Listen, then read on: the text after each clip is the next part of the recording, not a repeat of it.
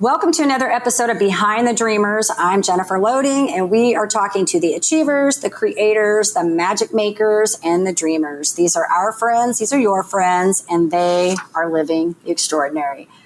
Well, I saw this quote today that I thought, oh my gosh, this just kind of fits with my guest today. You're probably going to like this, Steve. Ride the wild wind and live life on the razor's edge. I thought, oh my gosh, this is so like what we're going to be talking about today.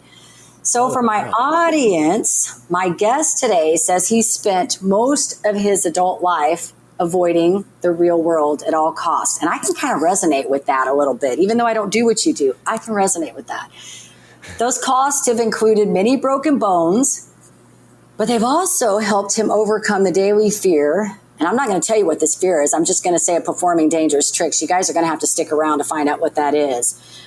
But before we do that, we've got to do a shout out to our sponsors. So today's episode is brought to you by Walt Mills Photography. If you are a creator needing post-production, consultation, or promotion, Walt Mills is your guy. Whether short films, YouTube production, photography work, or a new headshot, he can help you find a solution to match your needs.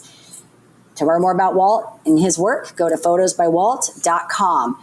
We also want to give a shout out to our friend Chris Clow of Upbeat Media Production. If you are in need of turnkey special event production, Clow is your go-to. To learn more about him and his work, go to upbeatmediapro.com. All right, so my guest today, Steve Sommerfeld. He is a professional freestyle motocross rider. He's been doing that since 2004. Am I correct? Yeah, that would be my first competition. Absolutely. All right, very cool. He's also a TV host, a commentator. He's an author, podcaster. He's doing all kinds of things. And then I saw you're also a voiceover artist. How fun. You've just got it all going on. So, Steve, welcome to the show. We're excited to have you here today.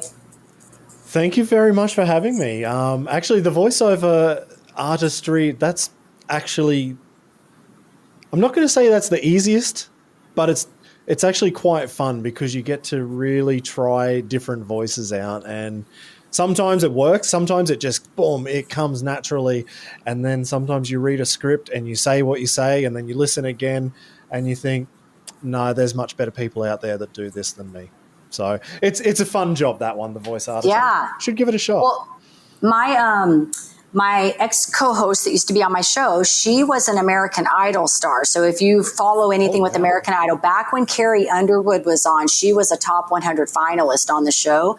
She's also done some voiceover work as well. And then I had another gal that came on that did that as well. And so I always think that's kind of interesting, kind of an interesting thing to do. And, and I've heard stuff, so I can imagine it could be kind of a tricky thing sometimes. Yeah, sometimes it's easy. Sometimes you just think, no, I'm not the right person for what you want. So it's very, very specific. It was much more specific than I thought when I first started. Yeah. So, all right. So I want to open this up because, obviously for my guests, they're like, okay, where did this guy come from? Because you got this really cool accent. So we find cool people in cool places around the world, right? And so I saw your profile when I was looking through this Podmatch platform, and I'm like, freestyle motocross. This is like really cool. I've never met anybody that does that.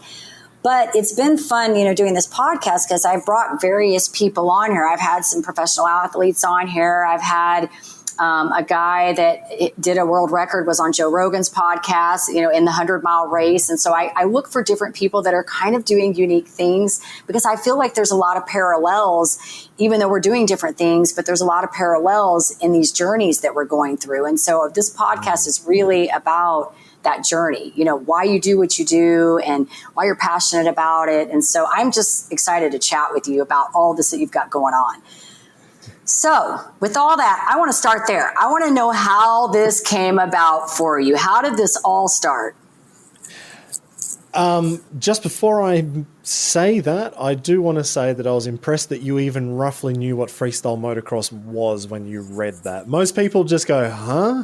What? And then you say, doing jumps, backflips, kind of like Evel Knievel, but, it's a bit different. So I'm actually very impressed that you even knew what that was to start with.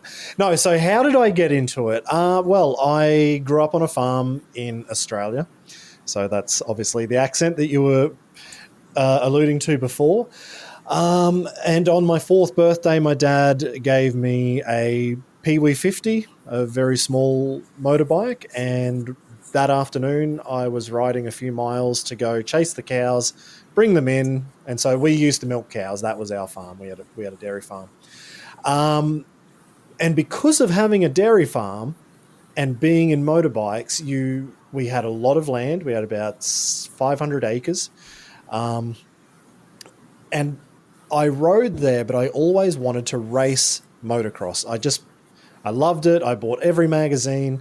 I knew everybody in the sport, but the cows have to be milked twice a day, morning and night. There's no time for holidays. There's no time to leave. It's just work. So on the farm, I ended up just building my own jumps. And instead of racing, I went the other way and started doing something completely different, which was jumps, tricks, and that led to a completely different career than I ever thought I would have had. That is so awesome. And yes, I did my homework before I got you on here. So I'm like, I got to check out and see what he's done. Like I went in, I'm like, I got to see what all this motocross is about. And, and you said something really neat here that you grew up on this farm. And, and I think there's a lot of work ethic that comes from that, and a lot of things that you learn doing that carry over into other things that you do throughout your life, right? Like it really transfolds into other areas. And so you definitely, I feel like, have to have some determination and will to do what you do. You know what I mean? Yeah. No, definitely. Well, I'd say the work ethic, definitely. I know what waking up at 4 or 5 in the morning and milking cows and then going to school and coming home from school and then milking cows until 7 o'clock and then maybe we're baling hay until midnight. Like I know that side of the work ethic. The determination comes from never wanting to do that ever again. I'm done. That was just way too much. And I saw how hard that work was on my family, on mum and dad and grandma, granddad, and the rest of the family that popped in to help whenever we needed it as well. So the determination comes from never going back to doing that because it was backbreaking work. And something that I've realized once I started traveling the world and not just being in my little bubble in our little tiny town, Australia, for the most part, or at least where I'm from, is not that great for farming. There's not that much rain where we are. So when we moved over here to Germany, it rains every other day of the week. And I just thought, if we had a farm here, like, we would have actually done quite well. There's green grass for cows to eat. That's easy. We had no green grass. It was always a drama just to put water out as much as we did. We were unfortunately sucking the river dry. And that's also something we've learned along the way, sustainability and things like that. That was never even a thought 20, 30 years ago when I was on the farm. So it's quite funny. I've ran away from it as much as I can, but I'm getting sucked back. All I want right now is to have land again. So like I said, I'm in Germany. Land is a premium and I really want it. And for the life of me, I can't find it. I've been looking for the last couple of years, to buy some land and a small house. All I want is the land and a roof that I can just live under. It's almost impossible. So, we grew up on the land, ran away from it. Now I'm kind of coming back to it. It's funny that you say all that. And the reason I brought that up is because my husband grew up on a farm also. We're in the States, obviously, but he's from Montana. And they've had a ranch in their family for over 100 years now. And so I know how he is. He goes to bed at the same time, gets up at the same time. He's got incredible work ethic. You just learn certain things. And so that's why I made that comment to you. But I think what's funny is how we come back to our roots. We want to get away from those things. And then we sort of kind of are like, hey, I think it's that certainty, right? Like it's just, there's that piece of us that knows there's that a little bit of comfort there. that we sort of going to want to come back to that, you know? Exactly. I ran as far and as fast from it as I could. As soon as I finished high school, I mean, Dad told me anyway, go get an education, go to university. So I did. I was in Brisbane and I was at university for far too long because it was easy. Because the other option was, you know, he always said, you've got three options. You're finished now. You can get a job in what you've just learnt. You can come back to the farm and milk cows, or go back to university if you don't like what you just did. And so I did that. There you go. Until I realized that riding a motorbike was a much better way of living my life and calling it a job, kind of. Yeah. So tell us about, because like I said, I did the work. I looked into this a little bit. So I kind of know, like I told you, I like to do my homework before I get somebody on here, because I'm like, I need to know at least what we're talking about here, right? Yeah. So for people listening, because you mentioned early on, a lot of people don't. So maybe share a little bit about what that's like. You know, you're traveling, obviously, right? So maybe paint a little picture for our audience so they know what that is. Because I'm hoping that when they're done, they're going to go look at this and be like, I need to go check that out. What is that he's talking about? So my job is to risk my life and perform in front of crowds around the world. And it's been the best job you could ever have. Apart from risking your life, that part, it does suck sometimes. Yes. But I would be doing everything that I do in front of a crowd. I would have done it at home for free. I would have done it in front of the cows, and Mum would have seen me out of the kitchen window, and that was also absolutely perfectly fine for me. I was just incredibly lucky that I was good enough to kind of get to the next level every time, but also lucky enough that this is even a job. I mean, until 30 years ago, action sports was not anything. There was no action sports. Then X Games came along, and from there, different sports evolved. So, I mean, there was surfing in the old days. We had Evel Knievel and a couple of other guys, but it wasn't the culture that then came in the 90s, early 2000s, and that sort of thing. So that's when I was in high school, and it just piqued my interest. I loved it. I definitely loved it. I never thought it was something that I could do. I never thought it would be a career possibility. But it was that determination not to work a real job like what I'd seen. I wanted to just do what I wanted to do, basically. Yeah. And when I finished university, I gave myself 1 year. I thought 1 year was enough, and just try it. See if there is enough shows out there, or if there's enough competitions that I can compete in, or are there enough sponsors to support me, or do I go back and actually go back into the real world? And I was very surprised. It worked better than I thought. It's not like I had millions of dollars thrown at me in sponsorships. It was absolutely far from that. But the doors that kept opening up every time I would do a show here, or I'd be in a magazine there or something like that, there was always just another email coming up or another phone call. And I remember in 2000 must have been like 2008 or something like that, I had a call from somebody to do 4 weeks of shows in Thailand. So, like I said, I grew up on a farm in a very small town. The most I did was go to Brisbane to university. I never would have considered leaving the country. So I didn't have a passport. Why would I need it? And I turned it down. I turned down that 1 month of traveling in Thailand, and a few of my friends went over and they did it and they loved it. And it still didn't really appeal to me. I wish I did it in a way, but in another sense, I thought, no, it's too much effort. And then the following year, I had another invitation to go to China. And again, I turned it down straight away. But this time my wife kind of put her foot down and said, go get your passport. Don't be a lazy bastard. Or whatever it was. It was probably half fear, half laziness. Just go get your passport. Just go and do it. Like, what an opportunity of a lifetime. and she basically dragged me to the passport office.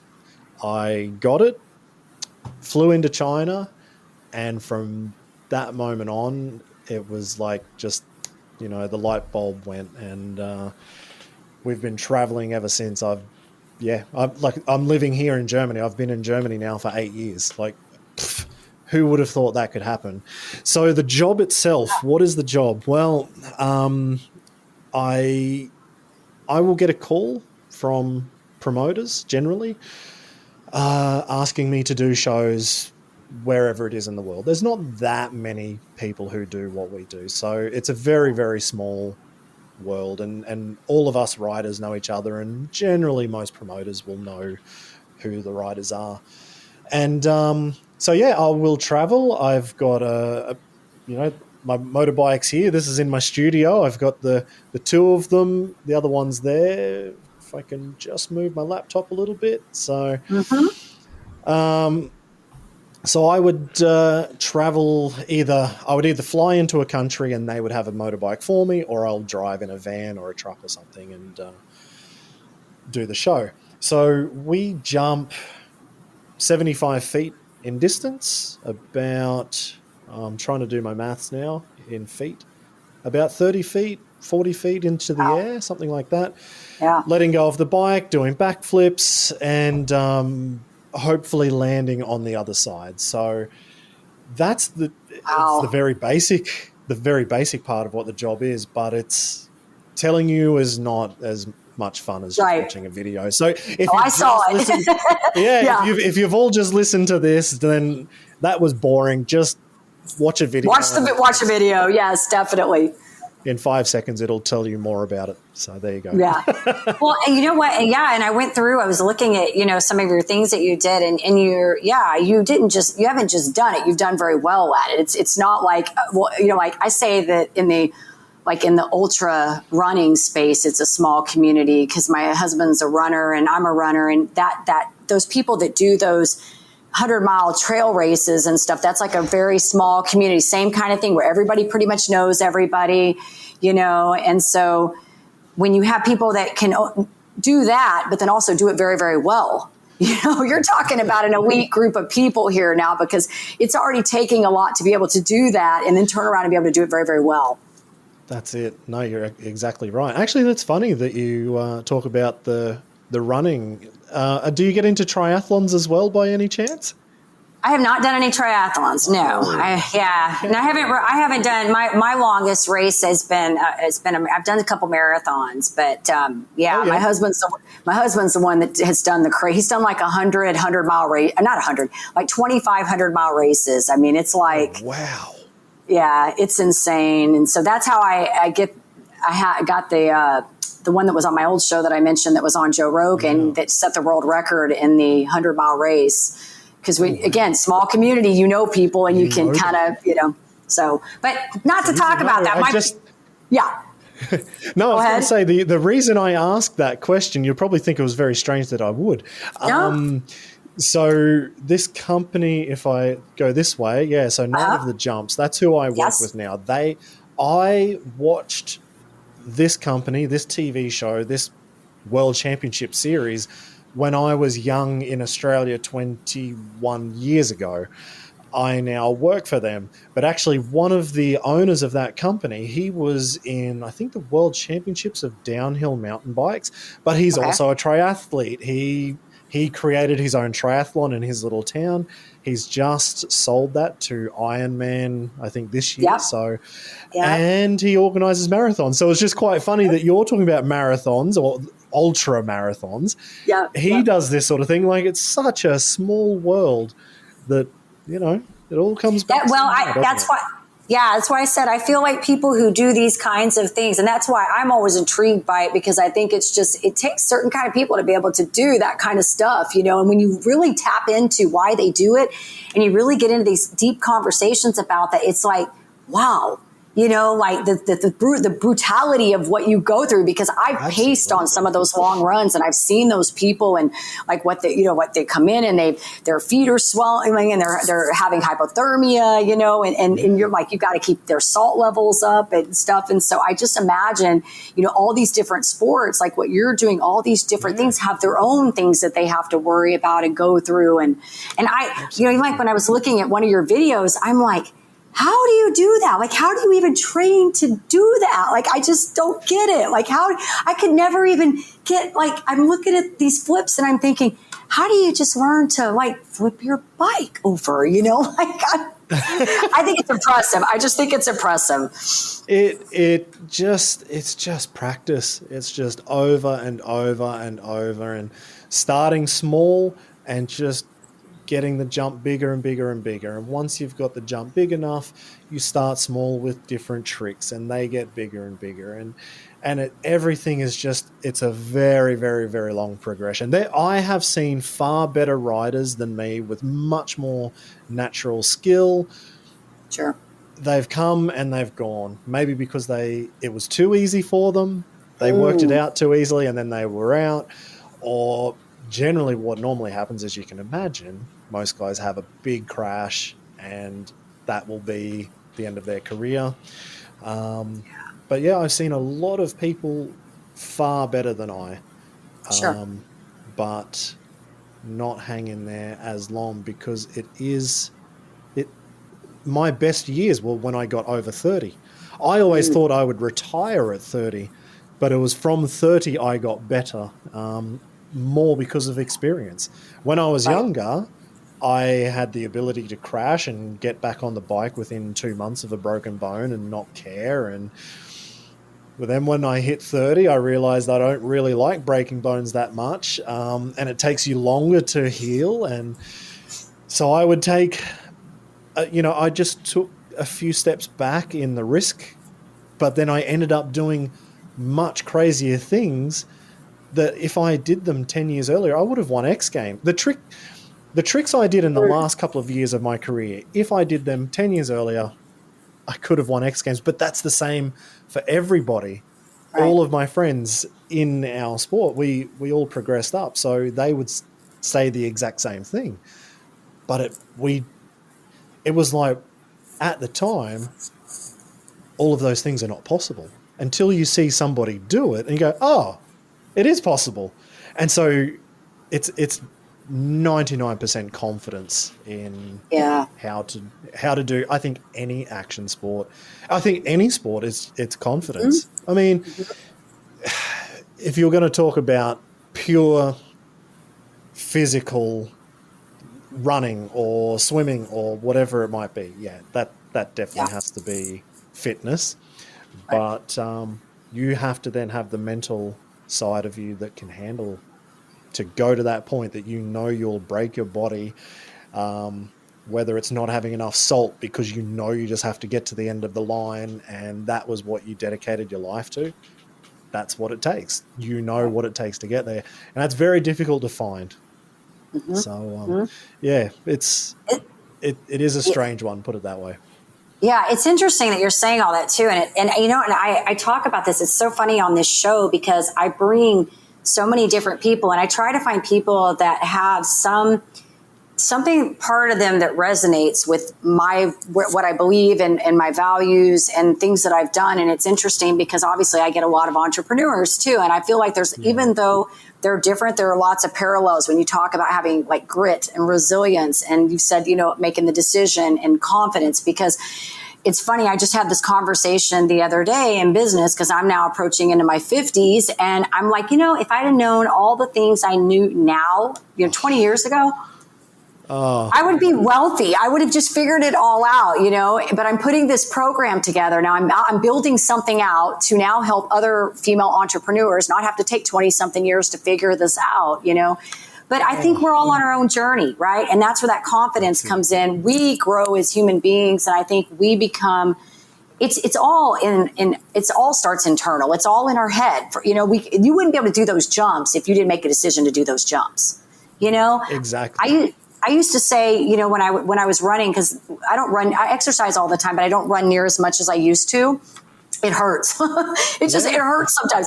So when I would go out, you know, and I could maybe one weekend do 2 half marathons back to back, do one on Saturday, do one on Sunday, wouldn't think anything of it. Then I'd go run a 5K the next weekend and I'd be like, I can't do this. Physically, I was trained. I was perfectly trained for all of it. But if it wasn't mentally in my head that I could do this, it would be an awful run. It was terrible. I would just, okay, this is going to be awful. So it starts with us first. You have to be, that headspace has to be there, you know?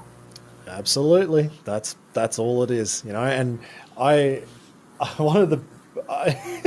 so I hate the gym. I hate anything to do with being in a gym, doing any kind of exercise that you just sit down and do reps over and over. Like I will ride a mountain bike for as long until my legs fall off. I will do a lot of things until I can't do it anymore. But if it's sitting in a room, it's just not for me. I've tried it. Sure. I've been bullied into it by other friends, and every time I just go, nope, not for me. So I'm not exactly the fittest in our sport. And one of the best compliments I ever had was, as I was doing my competition with this guy was from the Czech Republic, and we were about the same age. So we were kind of the older 2 guys in this comp. So we were kind of battling each other, little friendly rivalry. Sure. And he just leaned over to my wife and said, whoa, he's pretty good and pretty flexible for a fat guy. And I went, hell yeah, that's right. So, you know. There you go. I beat him that day, so take that. So I did like that one, but it was all about confidence for me. You know, it didn't matter what my body could do. It was just, if I thought I could do it, I was going to do it. I like it. Well, and that's, like I said, that's what it's really about. You know, that's what I work when I'm coaching with women all the time. It's just listening to the dialogue. You can tell if you've got that conviction that you're going to do this, then you're going to do it. And if you're, you know, maybe kind of going to try, you know, woulda, all that languaging that we start putting in our heads makes a huge difference. So that's very cool. You're doing awesome stuff.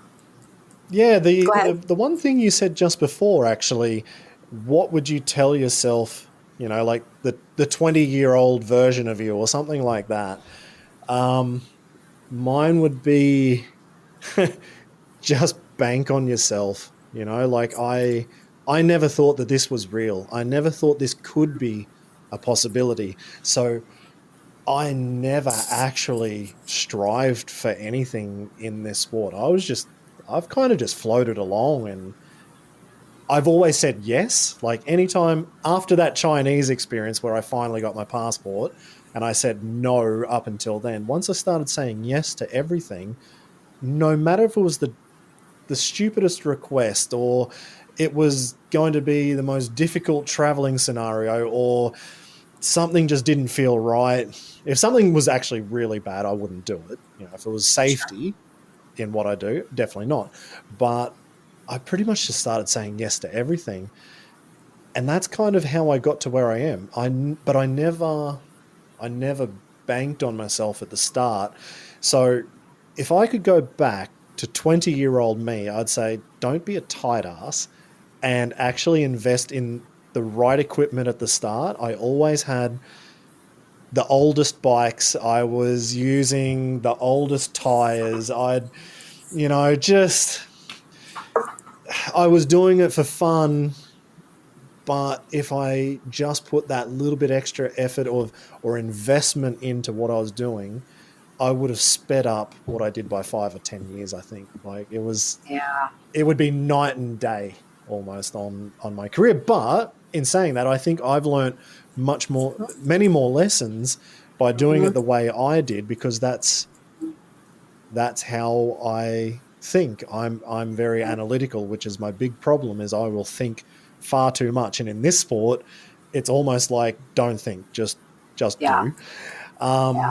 So it took me 6 years to learn the backflip from when I first decided I would try it to when I landed.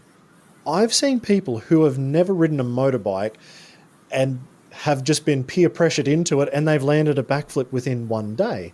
And that took me 6 years, and this was my job. Because I thought too much about it. I put the fear about this one thing. It was so high up on the pedestal, I never thought I could do it. Yeah. And once I finally did it that day, I just went, that was it. I was so scared for 6 years for that. And man, it's so annoying, but it is what it is. I just about threw my. Isn't that how it goes though? Isn't it? It's the way it goes, right? And you wouldn't have I always feel like you don't know what your journey would be like. I think we're all meant to arrive at the places that we're supposed to arrive. You know what I'm saying? And so even when I said that to you earlier, if I knew then what I knew now, I could have shaved off a lot of things. I could have made things differently. But then I also look and go, would I be doing this right now? Would I be doing this? Would I be talking to amazing people and having these stories and creating a platform for people to share and inspire? I studied accounting in college. We joke about this all the time, how did I study accounting in college and go from that? Like, what if I would have studied journalism or, it's just the way life is. It's a nonlinear process. And, and I think what's funny is, talking about how the investing in yourself, we all do that, don't we? It's like, we're scared to put that faith completely into what we're doing, and sometimes we overanalyze it. And then when we do it, we're just like, God, why was I thinking so hard? Yeah, that's it. And I think there was a bit of an audio issue there. What I did do was I invested in my time. I always looked at my time as free. So that side, I did do the right thing. I'm like, no, I'm going to do it. And if it takes this long, it'll take this long, whatever it is. So I did invest my time, but I just never invested my money. I was Scrooge McDuck. I wasn't going to spend a cent more than I had to. And it would have been way better. But then this is also something that I figured out right at the very start. I wouldn't say any of your listeners should do what I'm going to say, but I kept I saved every single dollar that I made, because I always thought, if I have a crash bad enough where I break my back and I'm in a wheelchair, or I do something else and I need to renovate a house that I have to have access, or whatever it might be, or if I need some specialized surgery that just will cost an arm and a leg, I want to try and at least give myself the best shot to pay for it. So I always squirreled my money away for that rainy day. And then when I did have my big crash, which was almost 5 years ago to the day, because it was on my wife's birthday. So she had a great birthday when I sent the photo of me laying on the gurney with my head and neck strapped in. So I broke my hip and broke my back at the time. We didn't know for about 6 weeks. That's kind of irrelevant. But the injury ended up being my career-ending injury. But I was fine. It was okay. I've now got a brand new hip. I've got a hip replacement at 38 years old, feeling fantastic. It's 6 months fresh, and best decision I made. But I've now finally got to the point in my life where I'm like, everything that I squirreled away, I kind of finally feel like I can do something with it, not just have it for that very, very, very, very rainy day. I've kind of had my rainy day and I got past it fine, so it's not exactly. You broke another milestone. Yeah, that's it. Like it's nothing that most people would have to really think about, but then I kind of I never take health for granted, and nobody should. That's the one thing that you can't really get back. But that was something that I always had to face every single day. Was every single jump, every single day could be either my last, or it could be bone breaking, or whatever it might be. So I was very aware of that side of it. But now I'm kind of feeling like, finally I can do it. But that's the experience of getting to this age and then saying, why didn't I invest in myself 20 years ago? But I wasn't in that headspace to do that. Sure. Makes sense. Yeah. So this is incredible. So you're doing commentating, and you've got your own podcast going. I did look at your podcast, so you'll have to tell us a little. I saw it, but tell our audience so they know they can go check it out. A little bit about what you're doing now with the commentating and then the podcast work. Yeah, well, the commentating came about just kind of naturally falling into it. I did a few shows in Australia for some friends where I just hosted their TV shows that went on like Fuel TV or Fox Sports. And there's a lot of other parts that lead up to this, but I ended up going to the World Championships, and I was there managing two of what would become two of the best riders in the world who happened to be my friends. But when I was there, so it's a German company that runs the World Championships, and I think their commentator couldn't make it to one event. I think actually it could have been an event in China was the first time, maybe in Guangzhou. And they just asked me, would you be able to, or would you like to, or can you even do this? Could you host our TV show? I said, well, yeah, I can. That's not a problem.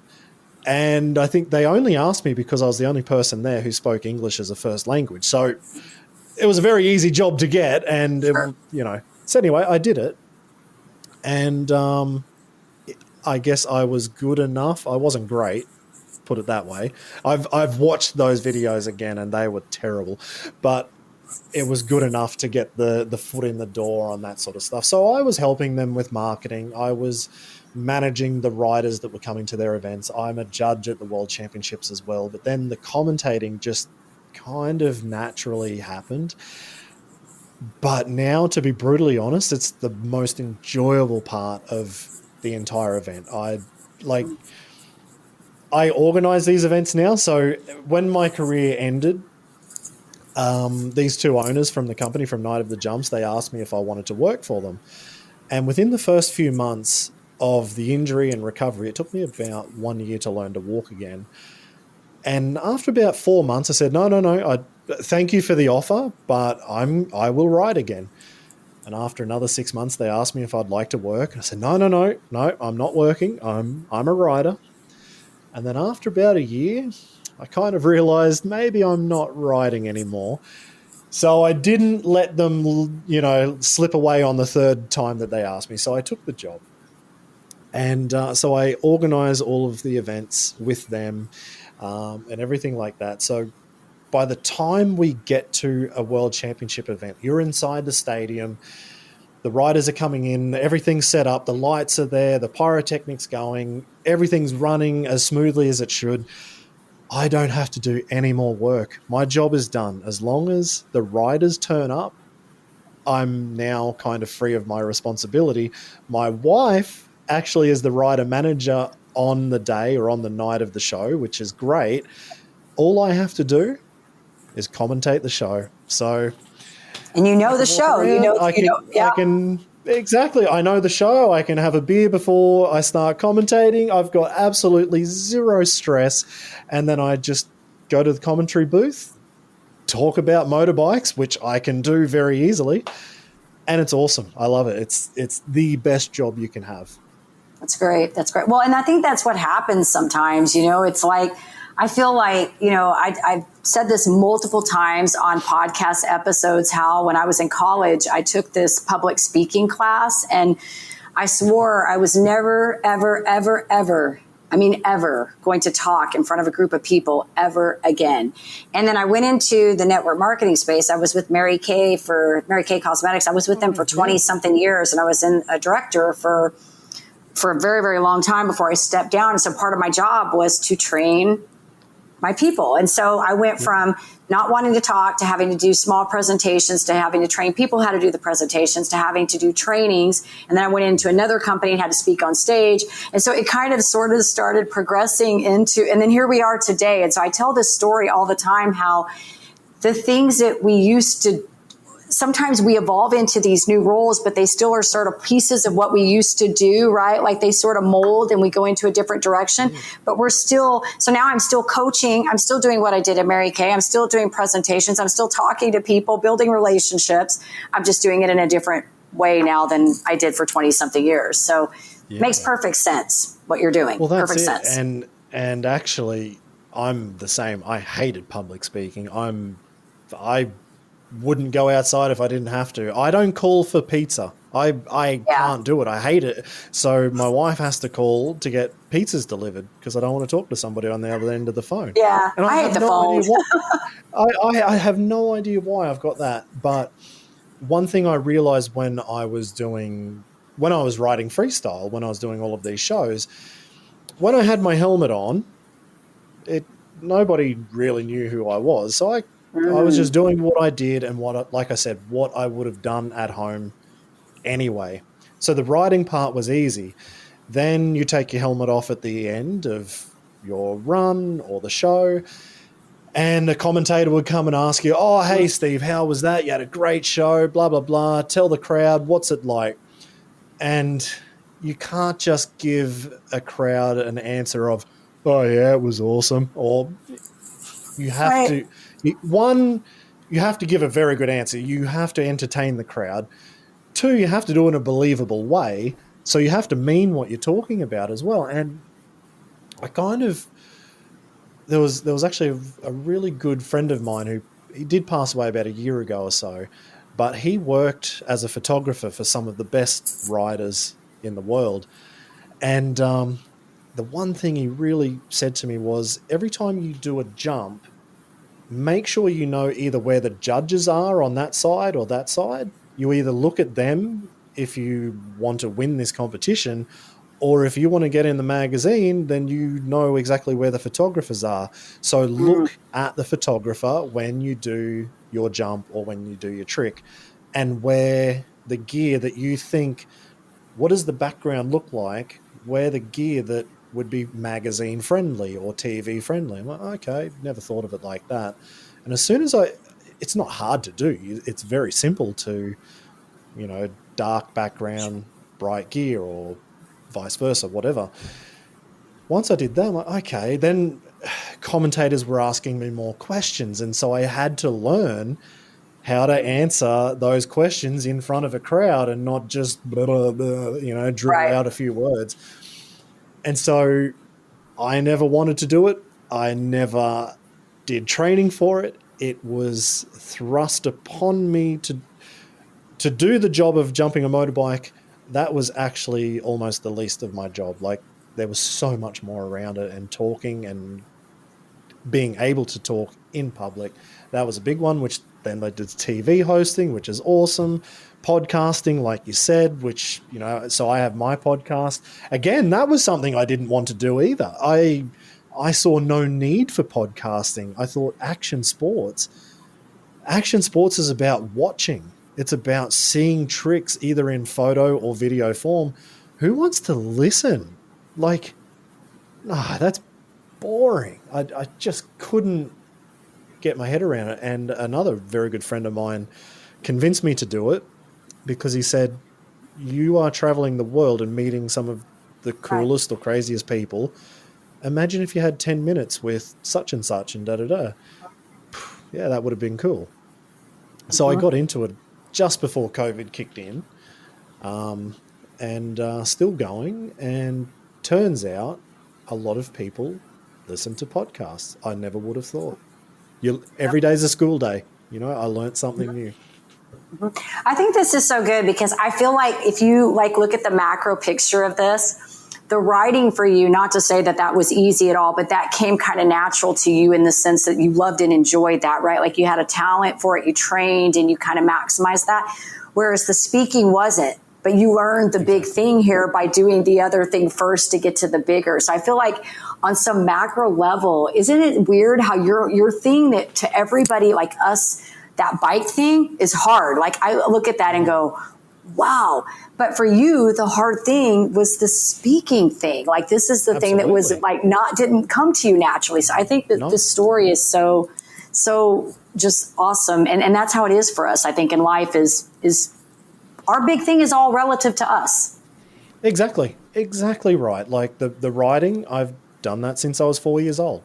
Breaking bones, not an issue. I actually look forward to when I'm, let's say, after the pain, if it's surgery, if I'm just recovering, because I get to play video games for about 2 or 3 months and I have the best excuse in the world.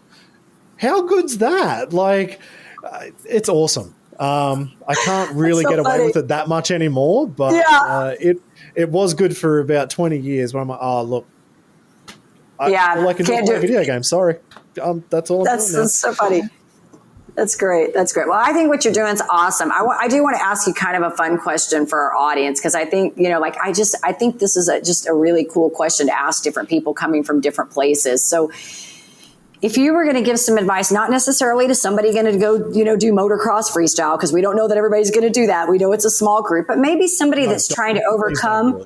Yeah. Maybe somebody's trying to overcome that big monster that they're, that big hurdle they're trying to do. What is something that you would say to them to help encourage them to push forward and do that? The monster that I had, when people say you have a monkey on your back, right. Mine turned into King Kong, and it was that backflip that I was talking about before. It took me 6 years. I was screaming at myself every day driving home from my friend's place where I was training to do this. And it was a 4-hour drive, and I was just so angry at myself that I couldn't mentally get past the block that was stopping me from doing it. And in the end, he was going to do a trick that if he landed it, he would have won X Games that day. Unfortunately, he crashed and actually got much more YouTube views on that one for his crash than if he did the trick. But anyway, he was learning this brand new thing, and it was about a month before X Games, and he said, I can't keep pulling you out of my foam pit because I have to train. So, for the next month or two, you're either going to do this or you're not. I thought, yeah, you're right. This is 6 years that I've been doing this, and I've been doing the same thing over and over. I've tried to do things a little bit differently and it didn't work.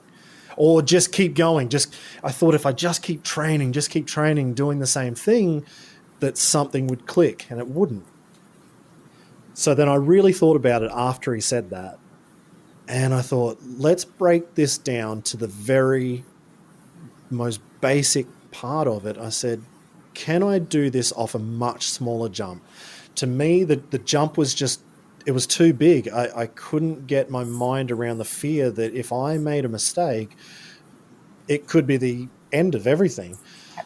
And I said, well, if we just push this ramp into the smallest it can go to the jump, can I still get a backflip around? He's like, yeah, of course you can. Oh, okay. So can we do that tomorrow? So we did. We moved the ramp in. I did a backflip into. I'd always been doing backflips into the foam pit. It's this massive pit about 4 meters deep, or I don't know what's that in feet, 12, 14 feet deep of foam. So it's relatively safe before you go to dirt, which is a hard surface. And I just did maybe 5 or 6 into the foam pit and I went, that was easy. Said, okay, let's put the ramp to dirt.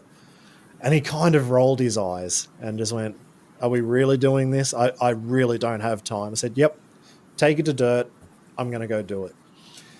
And I did one speed check just to make sure I was going the right speed when I jumped. And then on the next jump, I pulled back. I did the backflip. Couldn't believe that I finally did it. And I looked over at him to say, did you get that on video? And he didn't even have his camera on. He's he said, I've seen you do this for 6 years. I didn't think you were going to do that. So just go again. Oh, okay. And so before the adrenaline kicked in that I did it and celebrate and whatever, I didn't have time for celebration. I had to go and do this damn backflip again just so I got the video evidence that I did do it. And then after the second one, I just went, I've now done it twice. Oh, that was easy. And then by the end of that afternoon, it was almost like that fear. There was definitely a lot more. It took me about 1 year to really get used to it. But but the main part of that was this one thing that took me so long that I risked everything for, or I felt like I was risking everything for. Once I stepped back and I broke it down and I made it the smallest thing possible, something that I felt was manageable, easy. So that's my advice. If, Yeah. like I said, I'm very analytical with what I do in everything, in business, in whatever.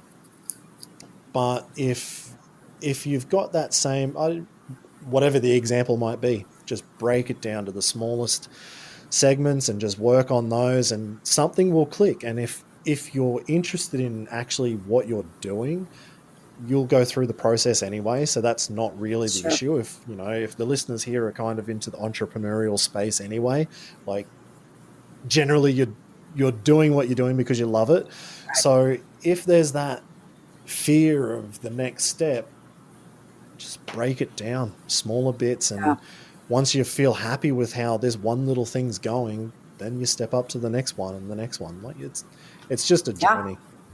I like the story that you used, though. That was good, because I feel like stories are what people can resonate with. Stories. It may not be that they don't see themselves doing that particular thing, but they can look at that and go, okay, how did he take that big, that big monkey, whatever that was, monster monkey, whatever you want to call it, and break that down into King Kong, Donkey Kong. It was God, and it was unbearable. It was absolutely unbearable. The stress that I had for years, and it all just disappeared in one moment. It was the weirdest feeling you could possibly have. But I've had that same feeling when I've done different things in business as well. Like we built a moto park. So a very good friend of mine, he was retiring, or he knew he would retire in a couple of years. And he said to me, I want to give up. I've had enough. My knees are just stuffed. I can't keep doing this forever. I didn't really do anything after school. I just rode motorbikes. I don't have any other skills other than riding a motorbike. And so he said, I want to build a park where people can come and ride motorbikes, if it's motocross or freestyle, or for kids to learn, ride enduro, whatever it was. But he said, I don't know how to do the business side, but I know how to build. I know how to build jumps. I know how to build tracks. So if you want, let's do this together. And that took us 5 years. I laughed at him when he first told me. I was like, nah, there's no way. And then we started doing the budget, and we thought, okay, well, we need a minimum of $2 million to at least buy some land and get some bulldozers and excavators, and then we've got to build the track, and then we've got to bring people in, and then it has to pay back that money. And well, how are we going to get $2 million? And then I somehow managed to find some investors. And once that kind of happened, we then went to the council, and we met a mayor of this council. And basically all we wanted him to do would be, if this happens in your district, would you help us with getting the documents signed? What do we have to do to get this done? And we told him the plan, and he just, he's like this big bloke and big cowboy hat on, and he just sits back in his chair and said, well, sounds like you boys know what you're talking about. I'll let you in on a secret. The state government, they're not going to win the next election. They need your park. So do you want $2 million in investor money, or do you want $2 million in free money? Free money. Wow. So, but that would never have happened if all of those other steps in the background didn't lead to that point. I kind of laughed at the start of that idea. I thought, no, not possible. Who are we to do that? And then 5 years later, somehow materialized, and it was just all these little tiny steps that got you there in the end.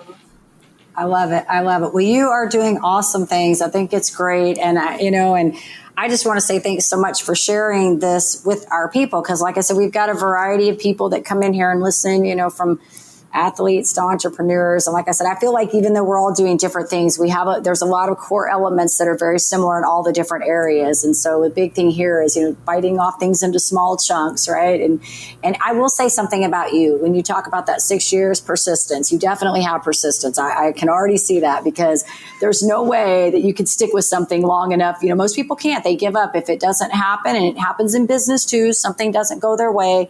They say that didn't work out. Well, you tried one time. We don't know. I mean, I'm like, you didn't give enough time. You got to do it. Well, you got to do it a few more times. Find out. So you definitely have persistence. So what I want to know, obviously, our audience can definitely go look you up. I mean, you're not hard to find. You're easy. But is there anywhere that you want to send them as far as websites go, or any particular place to any of these things that you've got going on?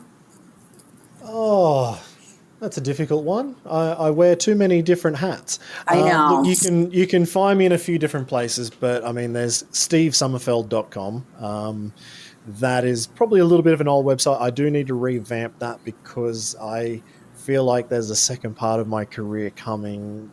Let's say in the next 6 months to a year. I'm not going to put it out publicly what I've got planned, but it should be an awesome next step. I want to take all of the skills I learned from riding a motorbike and put it into something just a little bit different, and something that can keep me going until I'm 80. Yeah. Probably not 80. Maybe 50 or 60. I'll be happy. No, Gotcha. The Riders Lounge podcast. If you're interested in action sports, if anybody's interested, I interview my friends, but I am very happy to say that they are some of the best, most interesting riders in the world that I've got to luckily meet. Like, they're my heroes, and I get to talk to them, which is fantastic. But also nightofthejumps.com. That is the World Championship Series. If you want to follow what the riders are doing throughout the season, check that one out. So it's different countries. It's on different TV stations. I think in America, I feel like it must be on Fox Sports. I can't remember. I think America, there's something with the distribution. I can't remember what channel it's on in America, but around the world, Fox Sports or Eurosport. Yeah, we're going to hope our people are crafty. They can figure this out, right? Like they'll figure it out. That's it. So if you want to listen to me talk about motorbikes, that's where you'll find it. Very cool. I always feel like, on this show, we're trying to empower our people to be resourceful, right? Like, we want them to be strong people. And that's why I try to find cool people to come on here to empower them. We don't have to like lead them by the hand. We just kind of give them a little guide and a nudge and let them be resourceful. That's it. That's right? You'll work it out. Google's your best friend. That's right. Steve, you are awesome. I'm so glad that we got to get on here and talk about your journey and what you're doing. And I'm going to keep following you and keeping up with what you got going on. And, but I do want to say thank you so much for sharing with our audience and taking time out of your day. I know we're on different schedules. And so thanks so much for being willing to do that. Awesome. Thank you very much for having me on. It was awesome to jump in, and I hope somebody takes something out of it. That would be awesome. Absolutely. Well, and of course, we do want to say to our listeners, if you enjoy our show, please be sure you give us a rating both on iTunes and Facebook. We can't do this without you. Hit that subscribe button on the YouTube. I would say do that. And we want to leave you guys with a final parting thought. In order to live the extraordinary, you must start, and every start begins with a decision. You guys take care, be safe, and be kind to one another. We will see you next time.